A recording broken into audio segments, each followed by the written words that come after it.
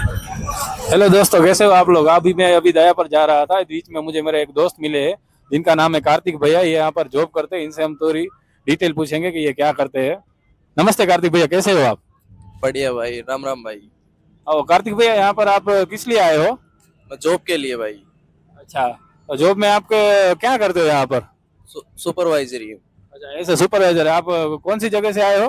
राजस्थान अलवर। अलवर। अच्छा, राजस्थान से आए ये हमारे दोस्त है कार्तिक भैया। और यहाँ पर आपको सैलरी कितनी दी जाती है ऐसे। 25-30 हजार रुपए।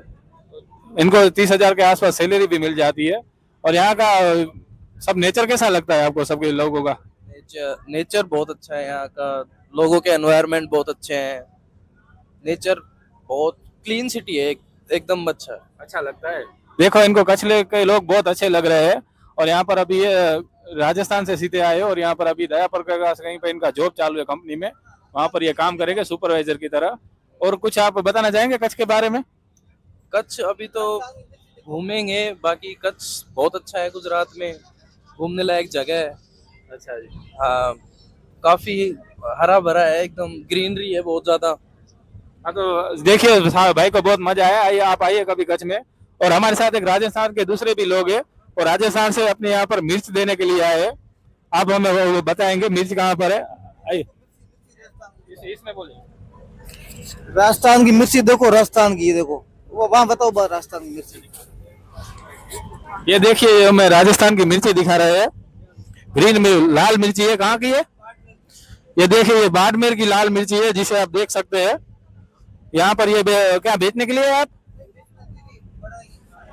वैसे ही ये कितने अच्छे लोग हैं। ये लोगों में ये मिर्ची बांट देंगे जिनके साथ वो काम करते हैं। इनके लिए धन्यवाद आप सबका। जय माता जी।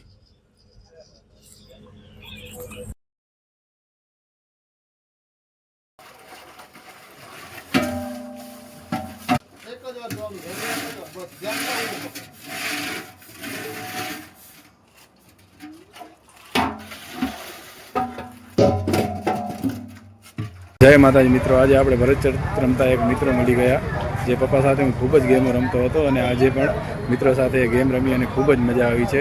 સમય મળે તો તમને પણ આ ગેમ રમવી જોઈએ. અને આજે આવાતી ને અગિયાર જાતી ને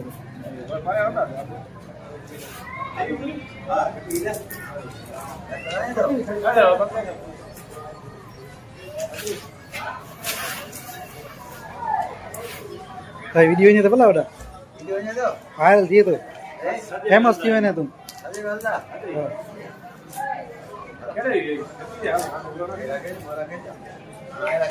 लखपत तालुके में ही जा रहा है।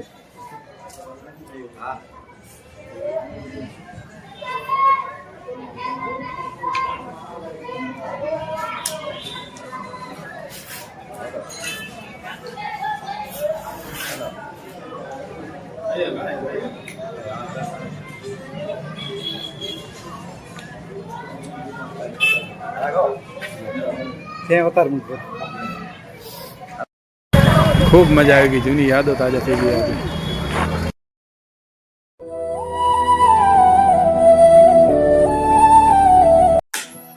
લે, આ કઈ ગેમ છે વેરી. ચાલ તો જોઉં શું છે આમાં. સોના 1000, સોના 5000.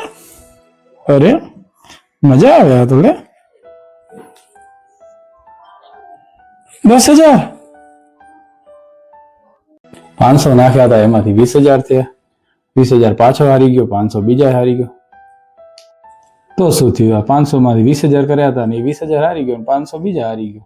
પણ હવે હું 5,000 નાખીશ તો લાખે થશે ને. હાલો, અરે યાર, આ તો 5,000 કરીને 50,000 ચાલ્યા ગયા. શું કરું.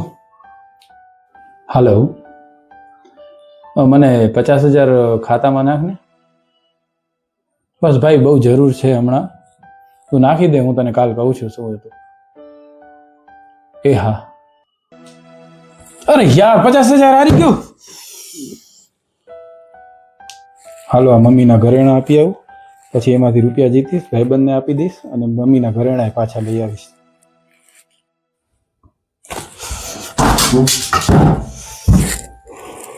મમ્મીના ઘરેણા હારી ગયો.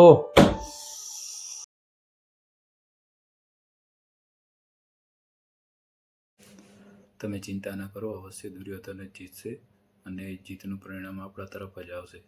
ત્યારે પાછું યુદ્ધ થાય છે, ચાલુ થાય છે અને 8મો દિવસ પૂર્ણ થતાં ખબર પડે છે કે લગભગ 50% જેવી કૌરવોની સેના મૃત્યુ પામેલી હોય છે. તો આવા સમયમાં વળી પાછા રાજ જ્યોતિષીને બોલાવવામાં આવે છે અને ધૃતરાષ્ટ્ર પૂછે છે કે હવે શું થયું, કેમ આપણે હજી પણ જીતની તરફ નથી જઈ રહ્યા. ત્યારે યુવરાજ જ્યોતિષીને ધૃતરાષ્ટ્ર દ્વારા આદેશ આપવામાં આવે છે કે તમે ફરીથી નક્ષત્રો અને ગ્રહો જુઓ અને હકીકત શું છે તે મને જોઈને આપો. આવા સમયે રાજ જ્યોતિષી ફરીથી નક્ષત્રો અને ગ્રહોને બધું જોવા બેસે છે. ત્યારે કહે છે કે કોકે ગ્રહો અને નક્ષત્રોની દશાઓ તો ફેરવી દીધી છે. ત્યારે ખબર પડે છે કે આ બધી દશા બીજા કોઈની પણ કૃષ્ણ ભગવાને ફેરવેલી હોય છે. આમ કહેવામાં આવે છે કે સંપૂર્ણ બ્રહ્માંડ કૃષ્ણ ભગવાનના પગની નીચે છે. તે જ મજા આવે તેમ નક્ષત્રો અને ગ્રહોની દિશા તેમની ઈચ્છા અનુસાર ફેરવી શકે છે. આમ સંપૂર્ણ બ્રહ્માંડના રાજા અથવા ભગવાન પણ કહી શકાય છે કૃષ્ણ ભગવાનને.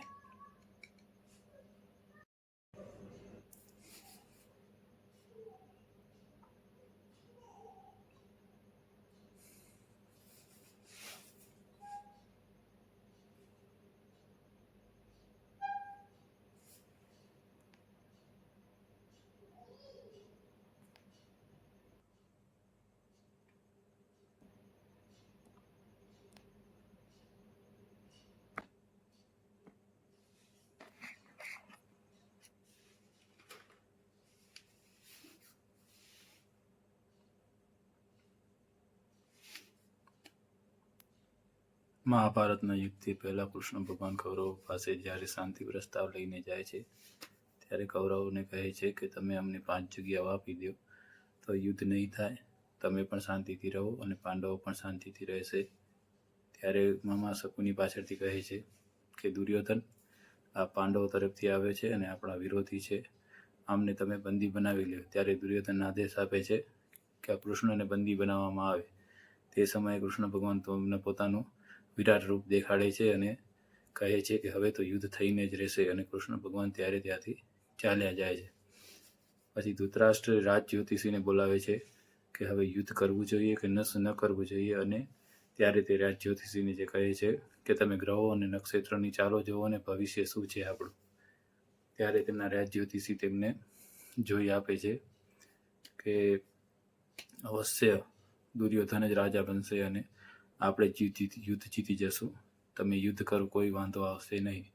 ત્યારે પછી યુદ્ધની શરૂઆત થાય છે અને 3 દિવસ પૂર્ણ થતાં એવું દેખાઈ રહ્યું હોય છે કે લગભગ અંતે કૌરવોની હાર થવાની શક્યતા થોડીક વધુ લાગી રહી હોય છે. ત્યારે ફરીથી ધૃતરાષ્ટ્ર કહે છે કે રાજ જ્યોતિષીને બોલાવવામાં આવે. વળી રાજ જ્યોતિષીને બોલાવવામાં આવે છે. બાજુમાં વિદુર બેઠા હોય છે અને કહે છે કે હવે શું છે રાજ જ્યોતિષી, તમે જોઈને આપો.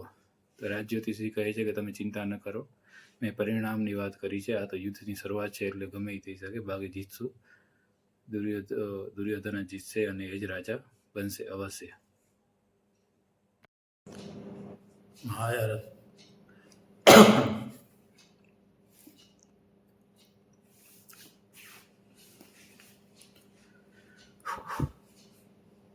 મહાભારતના યુદ્ધથી પહેલા કૃષ્ણ ભગવાન જ્યારે કૌરવો પાસે શાંતિ પ્રસ્તાવ લઈને જાય છે ત્યારે કૌરવોને કહે છે કે તમે આ 5 જગ્યાઓ આપી દો તો પાંડવો પણ શાંતિથી રહેશે અને તમે લોકો પણ શાંતિથી રહેજો.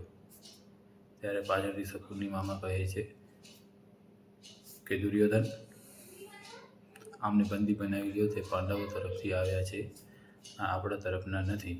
ત્યારે કૃષ્ણ ભગવાનને જ્યારે બંદી બનાવવાનો દુર્યોધન આદેશ આપે છે તે જ સમયે કૃષ્ણ ભગવાન પોતાનું સાચું રૂપ ભગવાનનું દેખાડે છે અને પ્રકાશ થઈ જાય છે એટલી બધી જગ્યાઓમાં અને કોઈને કંઈ દેખાતું નથી. અને જતાં જતાં ત્યારે કૃષ્ણ ભગવાન કહે છે કે હવે યુદ્ધ થઈને જ રહેશે.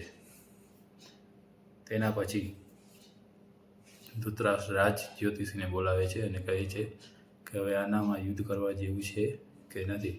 ત્યારે રાજ જ્યોતિષી નક્ષત્રો અને ગ્રહો જોઈને કહે છે કે કોઈ વાંધો નથી, યુદ્ધ કરો, અવશ્ય યુધિષ્ઠિરની જીત થશે અને યુધિષ્ઠિર જ રાજા બનશે.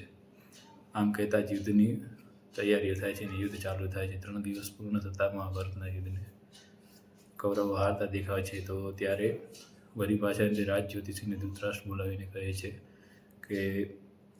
કેમ અત્યારે હજી આપણે એમ જીત જેવું કાંઈ દેખાતું નથી? ત્યારે રાજ જ્યોતિષી કહે છે કે મેં પરિણામની વાત કરી છે, તમે ચિંતા ન કરો, અવશ્ય યુધિષ્ઠિર જ રાજા બનશે અને યુદ્ધ જીતશે. પછી એમ કરતાં કરતાં મહાભારતનો 8મો દિવસ પૂરો થાય છે અને અડધી કૌરવોની સેના લગભગ મૃત્યુ પામેલી હોય છે. ત્યારે ફરીથી રાજ જ્યોતિષીને બોલાવવામાં આવે છે અને ધૃતરાષ્ટ્રને કહે છે કે કેમ તમે આમ કહો છો, હજી પણ તે આપણે હારની તરફ જઈ રહ્યા છીએ. ત્યારે રાજ જ્યોતિષી વળી પાછા તે ગ્રહો અને નક્ષત્રોને ચાલો જોવા માંડે છે. ત્યારે એને રાજ જ્યોતિષી એમ કહે છે કે આ તો ગ્રહો અને નક્ષત્રની ચાલો બદલી નાખી છે. ત્યારે ખબર પડે છે કે આ ચાલ કોઈ બીજું નહીં પણ કૃષ્ણ ભગવાને બદલેલી હતી. અને એમ કહેવામાં આવે છે કે સંપૂર્ણ બ્રહ્માંડ કૃષ્ણ ભગવાનના પગની નીચે, ગ્રહો નક્ષત્રો બધા એમના પગની નીચે આવેલા હોય છે. એટલે જેમ ચાહે તેમ ગ્રહોની દશા બદલાવી શકે છે. આમ આ યુદ્ધનું પરિણામ પણ કૃષ્ણ ભગવાને જ બદલ્યું હતું એમ કહેવામાં આવે છે. જય માતાજી મિત્રો.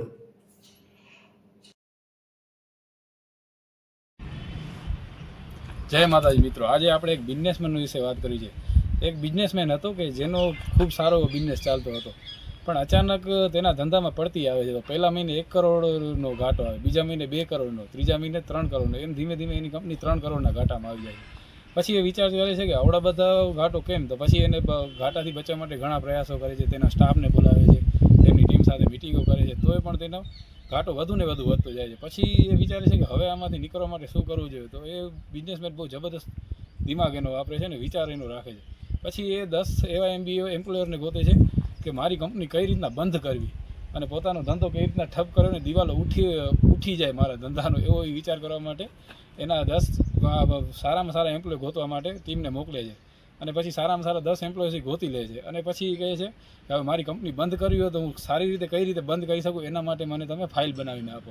તો પછી 10 એમ્પ્લોયર MBA વાળા લાગી જાય છે સાથે અને તૈયાર કરે છે કે હવે આપણે આ કંપની બંધ કરવા માટે કઈ રીતના પ્રયાસ કરીએ. તો એ 10 જણાનું મહિનો રહી અને એક ફાઇલ આખી તૈયાર કરી અને આપે છે માલિકને. તો માલિક કહે છે કે ઓકે, તમારું કામ પૂરું થયું, ધન્યવાદ.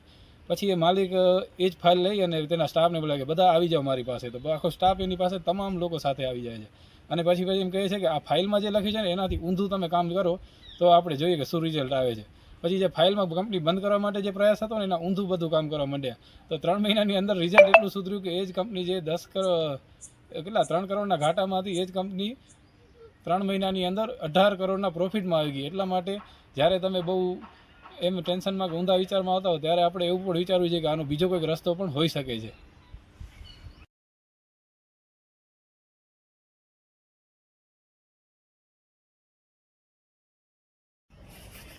જય માતાજી મિત્રો.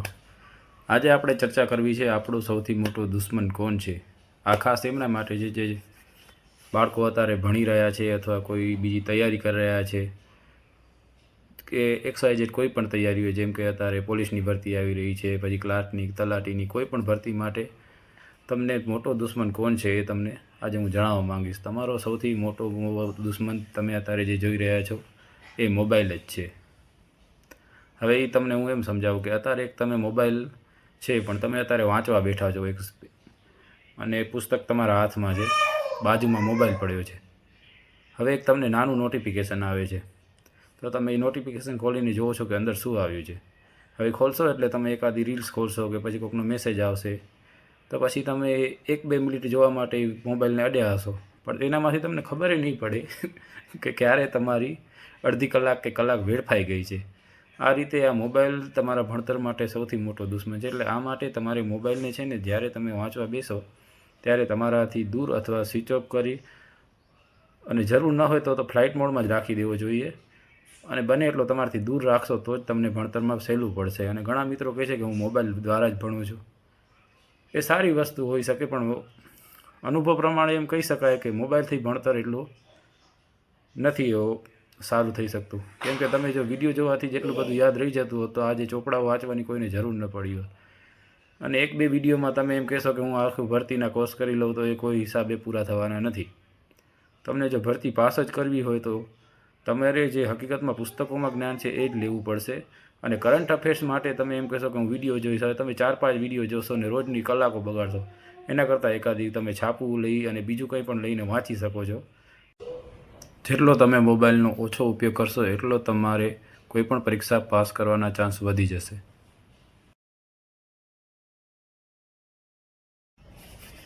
જય માતાજી મિત્રો, આજે આપણે ચર્ચા કરવી છે આપણું સૌથી મોટો દુશ્મન કોણ છે. આ ખાસ એમના માટે છે જે બાળકો અત્યારે ભણી રહ્યા છે અથવા કોઈ બીજી તૈયારી કરી રહ્યા છે કે XYZ કોઈ પણ તૈયારી હોય, જેમ કે અત્યારે પોલીસની ભરતી આવી રહી છે, પછી ક્લાર્કની, તલાટીની, કોઈ પણ ભરતી માટે તમને મોટો દુશ્મન કોણ છે એ તમને આજે હું જણાવવા માંગીશ. તમારો સૌથી મોટો દુશ્મન તમે અત્યારે જે જોઈ રહ્યા છો એ મોબાઈલ જ છે. હવે એ તમને હું એમ સમજાવું કે અત્યારે એક તમે મોબાઈલ છે પણ તમે અત્યારે વાંચવા બેઠા છો અને પુસ્તક તમારા હાથમાં છે, બાજુમાં મોબાઈલ પડ્યો છે. હવે એક તમને નાનું નોટિફિકેશન આવે છે તો તમે એ નોટિફિકેશન ખોલીને જુઓ છો કે અંદર શું આવ્યું છે. હવે ખોલશો એટલે તમે એકાદી રીલ્સ ખોલશો કે પછી કોઈકનો મેસેજ આવશે તો પછી તમે 1-2 મિનિટ જોવા માટે મોબાઈલને અડ્યા હશો, પણ એનામાંથી તમને ખબર નહીં પડે કે ક્યારે તમારી અડધી કલાક કે કલાક વેડફાઈ ગઈ છે. આ રીતે આ મોબાઈલ તમારા ભણતર માટે સૌથી મોટો દુશ્મન છે. એટલે આ માટે તમારે મોબાઈલને છે ને જ્યારે તમે વાંચવા બેસો ત્યારે તમારાથી દૂર અથવા સ્વિચ ઓફ કરી અને જરૂર ન હોય તો ફ્લાઇટ મોડમાં જ રાખી દેવો જોઈએ. અને બને એટલો તમારાથી દૂર રાખશો તો જ તમને ભણતરમાં સહેલું પડશે. અને ઘણા મિત્રો કહે છે કે હું મોબાઈલ દ્વારા જ ભણું છું. એ સારી વસ્તુ હોઈ શકે, પણ અનુભવ પ્રમાણે એમ કહી શકાય કે મોબાઈલથી ભણતર એટલું નથી સારું થઈ શકતું. કેમ કે તમે જો વિડીયો જોવાથી જેટલું બધું યાદ રહી જતું હોત તો આજે ચોપડાઓ વાંચવાની કોઈને જરૂર ન પડી હોત. અને 1-2 વિડીયોમાં તમે એમ કહેશો કે હું આખું ભરતીના કોર્સ કરી લઉં તો એ કોઈ હિસાબે પૂરા થવાના નથી. તમને જો ભરતી પાસ જ કરવી હોય તો તમારે જે હકીકતમાં પુસ્તકોમાં જ્ઞાન છે એ જ લેવું પડશે. અને કરંટ અફેર્સ માટે તમે એમ કહેશો કે હું વિડીયો જોઈશ, હવે તમે 4-5 વિડીયો જોશો ને રોજની કલાકો બગાડશો. એના કરતાં એકાદી તમે છાપું લઈ અને બીજું કંઈ પણ લઈને વાંચી શકો છો.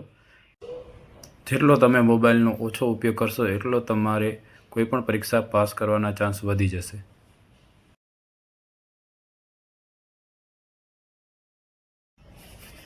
જય માતાજી મિત્રો, આજે આપણે ચર્ચા કરવી છે આપણું સૌથી મોટો દુશ્મન કોણ છે. આ ખાસ એમના માટે છે જે બાળકો અત્યારે ભણી રહ્યા છે અથવા કોઈ બીજી તૈયારી કરી રહ્યા છે કે XYZ કોઈ પણ તૈયારી હોય, જેમ કે અત્યારે પોલીસની ભરતી આવી રહી છે, પછી ક્લાર્કની, તલાટીની, કોઈ પણ ભરતી માટે તમને મોટો દુશ્મન કોણ છે એ તમને આજે હું જણાવવા માંગીશ. તમારો સૌથી મોટો દુશ્મન તમે અત્યારે જે જોઈ રહ્યા છો એ મોબાઈલ જ છે.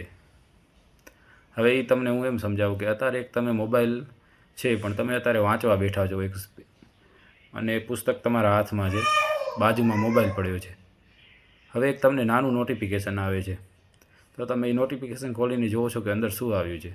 હવે ખોલશો એટલે તમે એકાદી રીલ્સ ખોલશો કે પછી કોઈકનો મેસેજ આવશે તો પછી તમે 1-2 મિનિટ જોવા માટે મોબાઈલને અડ્યા હશો, પણ એનામાંથી તમને ખબર નહીં પડે કે ક્યારે તમારી અડધી કલાક કે કલાક વેડફાઈ ગઈ છે.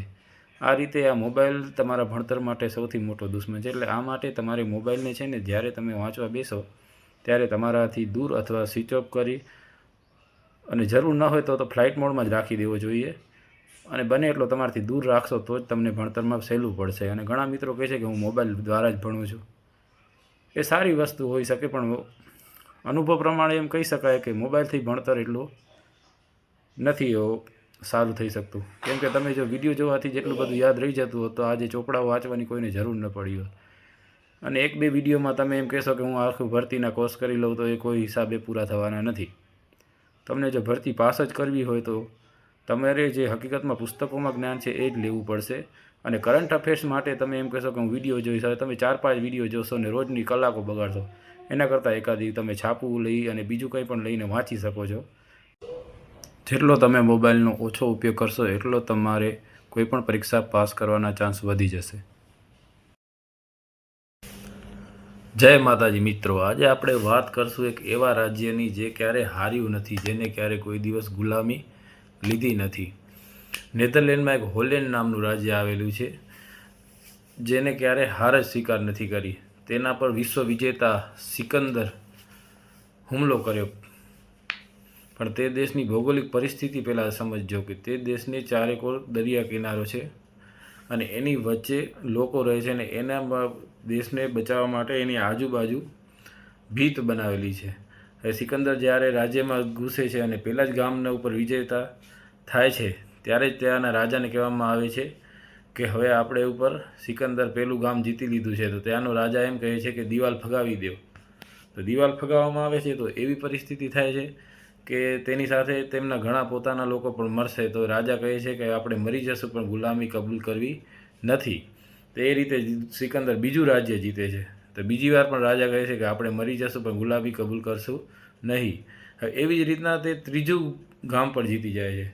ત્યારે રાજા એમ કહે છે કે આપણે ગુલામી કબૂલ નથી કરવી. ત્રીજી વાર એ નદી જે આ દિવાલ હોય છે એને હટાવવામાં આવે છે. ત્રીજી વાર માણસો મરી જાય છે. ત્યારે સિકંદર કહે છે કે આ રાજ્ય છે એને મરાવવું બહુ મુશ્કેલ છે, કેમ કે તેમના લોકોને મૃત્યુથી પણ ડર લાગતું નથી. પછી એ જ હોલેન્ડના લોકોએ યુરોપના દેશોએ પૂરા વિશ્વ પર રાજ કર્યું. અમેરિકા જેવા દેશને પણ તેમને ગુલામ બનાવ્યું હતું. આમ આપણે જોઈ શકીએ છીએ કે ગુલામી એ કેટલો ખતરનાક ઝેર હોઈ શકે છે. આવી રીતના જ અત્યારે આપણે જે દેખાડના જીવનમાં ગુલામ બની રહ્યા છીએ તેનાથી દૂર જવું ખૂબ જરૂરી છે. જો આપણે એક નાનકડી લોન લીધેલી હશે તો એના હપ્તા ભરતા હશું ને એટલામાં કંઈક નવી વસ્તુ લેવાની ઈચ્છા થાય તો વળી બીજી લોન વધતી જશે ને એના ચક્કરમાં આપણે સંપૂર્ણ જીવન બરબાદ કરવાનું નથી. મિત્રો, આ લોનના ચક્કરમાંથી દૂર નીકળો અને પોતાનું જીવન વ્યવસ્થિત અને સુંદર, સારું, જરૂર પ્રમાણે જરૂરી વસ્તુઓ લેવા માટે જ ખર્ચા કરો. ખોટા ખર્ચા બંધ કરી અને દેખાવડું જીવન બંધ કરવું જોઈએ. આજ ભારતના 80% લોકો લક્ઝરિયસ જીવન દેખાડવા માટે લોન પર જીવે છે, જ્યારે 20% લોકો જેવા છે જેને હકીકતમાં ધંધા માટે લોન લીધી છે. બાકીના લોકોનું દેખાવડું જીવન છે જે આપણે બંધ કરવું જોઈએ, નહીંતર આપણે હજી પણ ગુલામ જ રહીશું. અત્યારે આપણે વ્યક્તિગત ગુલામ છીએ પણ એ નથી રહેવું આપણે. જય માતાજી મિત્રો, આજે આપણે ચર્ચા કરશું એક યોગાસન વિશે. જે યોગ આસનનું નામ છે કપાલભાતિ આસન. આજે ભારતમાં 4માંથી 1 વ્યક્તિ એવો છે જેનું શરીર બહુ વજન વધારે જોવા મળે છે અને આ મોટી બીમારી ભારત માટે ભવિષ્યમાં ખતરારૂપ પણ હોઈ શકે છે. અને બીજો અત્યારે ડિપ્રેશનની બહુ વધી રહ્યું છે દેશમાં અને માનસિક રોગનું પણ પ્રમાણ વધી રહ્યું છે. એટલા માટે પેટની શુદ્ધિકરણ થાય અને માનસિક શાંતિ પણ મળે એવું એક બહુ સરસ આસન છે. એના થોડાક ફાયદા તમે જોયા. હવે આ આસનમાં છે ને શરીરને શ્વાસમુક્ત રાખી અને પદ્માસનમાં અથવા તમને જે ક્રિયા ફાવે એ રીતે બેસી શકાય છે. અને ખાસ આ વસ્તુ એક એમાં ધ્યાન રાખવાની હોય છે કે તમે જે શ્વાસ છોડો છો ત્યારે તમારા નાકથી બહાર આવવો જોઈએ, નહીં કે આમ શ્વાસ ખેંચવાનો હોય છે. આમ 1 સેકન્ડની ક્રિયા હોય છે. જેટલો તમે સમય કાઢી શકો એટલો આમાં વધુ કરો એટલો વધુ ફાયદો થાય છે. પરંતુ જે મારી મિત્રોનું શરીર વધી ગયું છે તેના માટે ખૂબ મદદરૂપ છે, જેના માનસિક વિકાસ માટે પણ ખૂબ ફાયદાકારક છે. અને હાલ ભરતી આવી રહી છે તેની ઘણા તૈયારી કરતા હોય તો તેને જે રનિંગમાં શ્વાસની રિધમ કંટ્રોલ કરવા માટે પણ આ આસન ખૂબ ઉપયોગી થાય છે. પણ આ આસન કર્યા પછી એક ખાસ બીજી વસ્તુ ધ્યાન રાખવા જેવી છે કે આ આસન પછી અનુલોમ વિલોમ ખાસ કરવું જોઈએ. કેમ કે આ આસન કર્યા પછી તમારે શ્વાસ કંટ્રોલ થાય છે, પણ અનુલોમ વિલોમ એટલા માટે જરૂરી છે કે આ આસન કર્યા બાદ એ આસન કરવાથી તમને જે તમે શ્વાસોશ્વાસની ઝડપી ક્રિયાઓ થોડીક આસન દરમિયાન કરી હોય તેને પાછી કંટ્રોલમાં નિયત રાખવા માટે. નહીંતર આ આસનથી બ્લડ પ્રેશર જેનું બરાબર હોય તેનું વધી પણ શકે છે. એટલે આ ખાસ ધ્યાન રાખી અને આસન કરવું જોઈએ.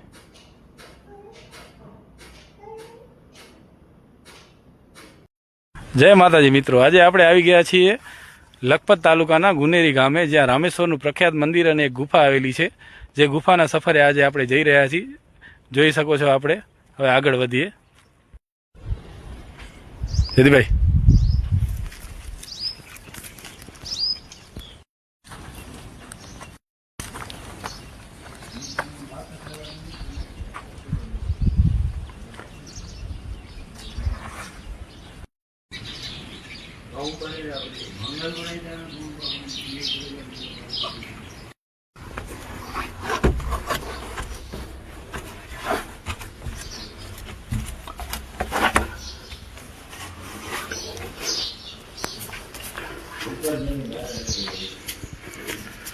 બહુ પ્રખ્યાત માતાજીનું મંદિર છે.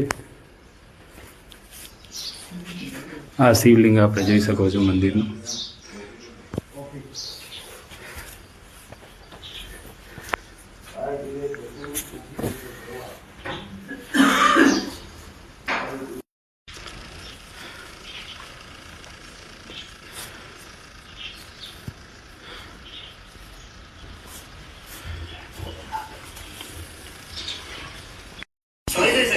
बीच में खड़े हो, जरा साइड है ना, मैं गाड़ी कैसे चलाऊं? इकडे क्या हुआ? काय उमर किती तुझी? उमर क्या है? એમને કથા આવતી હોય ને લોકો પાત્ર કે એ પાત્ર આવતા હોય જે તો કે તારે તો વિડિયા બીડિયા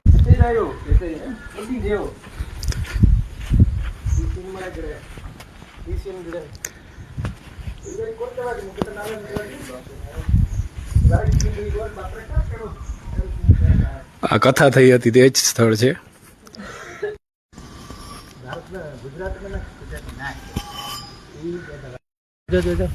આ કથા દરમિયાન અહીંયા કને આ જ સ્થળ છે જ્યાં કને હમણાં મોટો હવન થયેલો હતો અને કથા ગિરિબાપુ દ્વારા કરવામાં આવી હતી ને તેમાં 3 થી 3.5 લાખ જેટલા લોકો આ સ્થળ પર કથા બોલાવવામાં આવી હતી અને ભક્તોનું આગમન બહુ મોટે પાયે જોવા મળેલું હતું. છે મંગલભાઈ ગુરુજી, હવે આપણે થોડીક મંદિર વિશે અહીંયા માહિતી આપશે. ઓમ નમો નારાયણ. મંદિર વિશે તો તમે બધા જાણો જ છો કે ગુફા ગુરુજી ઉદયનંદગીરી મહારાજે 12 વર્ષની તપસ્યામાં જે એકલા હાથે ત્રિકમ પાવડા અને છીણી હથોડીથી વગર લાઇટે અહીંયા તપસ્યા કરીને એણે જે આ ગુફા ખોદી એ જગ જાહેર છે. પણ અમને અહીંયા જે આવીને પૂજા પાઠ કરવાથી રામેશ્વર દાદાના મંદિરમાં હું પૂજારી છું. મારા આવો ભાગ્ય છે કે મારા જીવનકાળમાં મને રામેશ્વર દાદાની પૂજા મળી. પૂજા તો મળી, પણ જે જગ્યાએ ઉદયનંદગીરી મહારાજે 12 વર્ષની તપસ્યા કરી અને 15મા વર્ષે એણે દેહ ત્યાગીને સમાધિ લીધી, પછી 2025માં હું અહીંનો પૂજારી બન્યો. મને અહીંની અનુભૂતિ એવી થાય છે કે બાપુ અહીંયા હયાત જ છે. મારી પૂજામાં બાપુ પાછળ ઊભા હોય છે. હું જ્યારે પ્રદક્ષિણા કરું છું ત્યારે બાપુ મારી સાથે હોય છે. અહીંયા હું જ્યારે રહું છું ત્યારે મને 24 કલાક બાપુની હયાતી અનુભવું છું. અને બહુ પવિત્ર જગ્યા છે. અહીંયા કોઈને ધ્યાન અથવા તો તપ કરવું હોય તો આ બહુ ભાગ્યશાળી જગ્યા છે કે શરણ નદીનો કિનારો, આંબલી અને ગુફા, આ ત્રણેયને ભેગા કરતા સત્ય બને. સત્ય એટલે સત્યમ દેવ નિરંજન. આ નિરંજન ગુફા કહેવાય. નિત્યમ શિવ નિરંજન દેવ ગુફા, જે ઉદયનંદગીરી મહારાજે એમના જીવનકાળની 2001 થી 2012 એટલે બહુ એવો સમય નથી, હાલની જ વાત કહેવાય. 25 વર્ષ પહેલાની વાત એટલે આપણી હાલની જ વાત કહેવાય. તો બહુ એવું સરસ કાર્ય કરતા ગયા અને પ્રેરણા સ્વરૂપ એક ગુફા કે તમે આવું ભજન કરી શકો છો. હવેના જે નવા સાધુ મારા જેવા જે નવા સાધુ સમાજમાં ભળી રહ્યા છે એના માટે પ્રેરણારૂપ થયા કે તમે આ ભજન કરી શકો. અસ્તુ. ઓમ નમો નારાયણ. ધન્યવાદ આપનો ગુરુજી, અમે આટલી માહિતી જણાવી. જય માતાજી. જય માતાજી મિત્રો, આજે આપણે જાણીએ કે લોકોને ગુલામ કઈ રીતના બનાવવામાં આવી રહ્યા છે. પહેલાં વિદેશમાં એક પ્રથા ચાલતી હતી કે યુરોપમાં છે ને આફ્રિકન જે લોકો હતા તેમને મજૂર કરવા માટે ખેતીવાડી કરી અને મજૂરી કરવા માટે દેશમાં બોલાવવામાં આવતા અને હાથમાં બેડીઓ બાંધવામાં આવતી સાકરની. એટલે એક જાતની એવી હતી કે તેમને કામ કરાવી અને યુરોપના લોકો પોતે કમાઈ રહ્યા હતા અને એમને મજૂરી કરાવી રહ્યા હતા. એવી જ રીતે ભારતમાં પણ આજે એવો જ ક્રેઝ ચાલી રહ્યો છે કે માણસોને ગુલામ બનાવવામાં આવી રહ્યા છે. પણ એ રીતે બનાવે છે કે આપણે ખબર નથી કે હું ગુલામ છું. અત્યારે ગુલામમાં એટલે એક એમની એક સિસ્ટમ હોય છે કે એક ઉદાહરણ આપણે સમજીએ. એક ગાય છે ને એને એક આપણે સીધી આગળ લઈ જઈએ છીએ તો એને પાછળથી મારવામાં આવે છે. એ આફ્રિકાની સિસ્ટમ, યુરોપમાં એ સિસ્ટમથી આફ્રિકન લોકોને કરવામાં આવે. ભારતમાં એવી સિસ્ટમ ચાલી રહી છે કે એક ગાય છે ને એ આગળ ચલાવવાની છે, ચાલતી નથી. તો એના માટે એ શું કરે છે કે એની આગળ એક વાછડી આગળ હાલતી મૂકી દેવામાં આવે છે. એટલે એ વાછડીની પાછળ ગાય ચાલી જાય. અત્યારે ભારતના લોકોની પણ સેમ એવી જ પરિસ્થિતિ કરવામાં આવી છે. એમને શું કરવામાં આવે છે ભારતના લોકોને કે દેખાવપણું વધી ગયું છે. દેખાવપણામાં એવું હોય કે અત્યારે એક નવો મોબાઈલ iPhone 17 આવ્યો કે પછી કોઈક નવી ગાડી આવી ગઈ કે પછી કોઈ પણ એવી વસ્તુ આવે છે એ માણસને લેવાની ઈચ્છા થાય છે. એક મધ્યમ વર્ગનો માણસ છે 10, 15, 20 કે 25, 50 હજાર કમાતા હોય છે. એની પરિસ્થિતિ કેવી થાય છે કે મોબાઈલ કે વસ્તુ લેવા માટે તેને એક લોનના ચક્કરમાં નાખવામાં આવે છે અને દેખીતી રીતે એ ગુલામ બની રહ્યો છે. એને એવું છે કે અત્યારે હું એક મોબાઈલ લઈને એક સારો ને ફેમસ ને પૈસાવાળો દેખાવ એવું કરવા માંગે છે. પણ હકીકતમાં એ મોબાઈલ લઈ લીધો એને ને પછી એક હપ્તા ભરવાના ચાલુ કરે ને એની લાઈફ સવારથી સાંજ હપ્તા ભરવાની ગળપના વિચારમાં ચાલે છે. અને એ શું કરે છે, 10-15 હજારની નોકરી કરતો હોય એટલે 5,000 કમાય તો એના હપ્તામાં જાય ને બીજું કાંઈ લાઈફ ટાઈમ માટે એને જીવનનું રહેતું જ નથી.